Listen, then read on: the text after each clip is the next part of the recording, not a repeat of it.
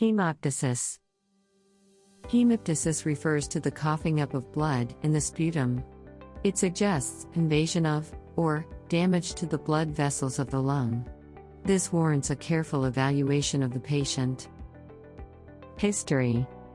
Ask the patient specific questions to ascertain when hemoptysis started, whether its onset is sudden or gradual, and how often it happens, if it is fresh or altered blood, and how much blood is produced.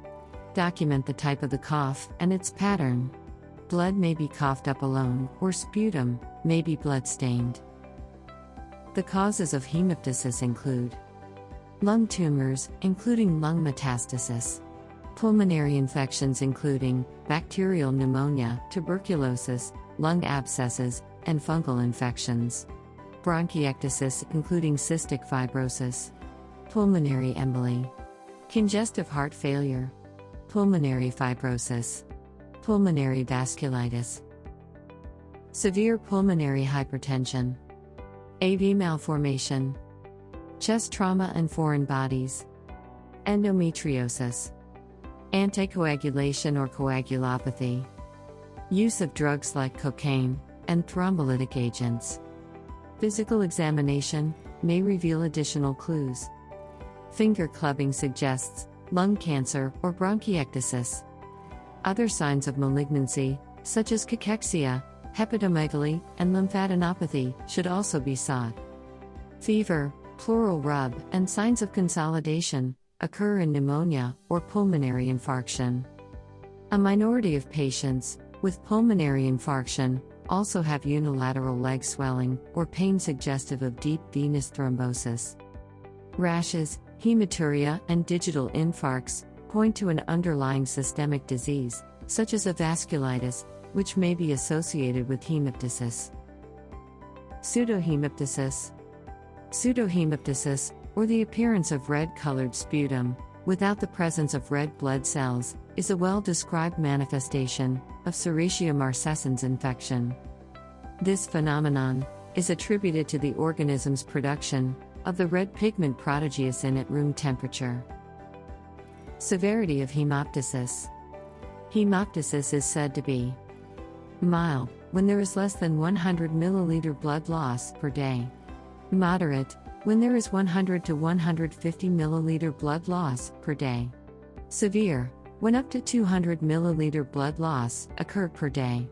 Massive hemoptysis is when 500 milliliter blood loss occurs per day, or rate of blood loss more than 150 milliliter per hour, or 100 milliliter blood loss per day for more than 3 days. Hemoptysis versus hematemesis.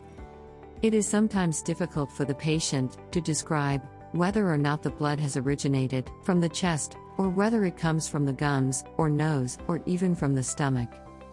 Hematemesis is the vomiting of blood and results from bleeding in the upper gastrointestinal tract, above the duodenojejunal flexure. Blood that lies in gastric juice for a while turns black and may be vomited looking like ground coffee.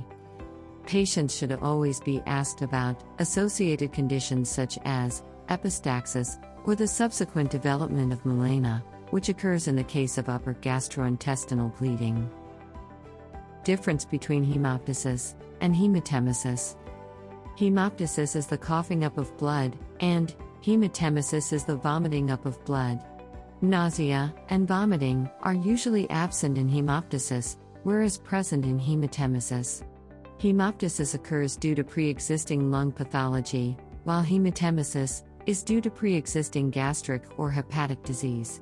Asphyxia is common in hemoptysis, while unusual in hematemesis. Hemoptysis is diagnosed by bronchoscopy, whereas hematemesis is diagnosed by gastroscopy. Sputum is frothy with liquid or clotted appearance and bright red color in hemoptysis.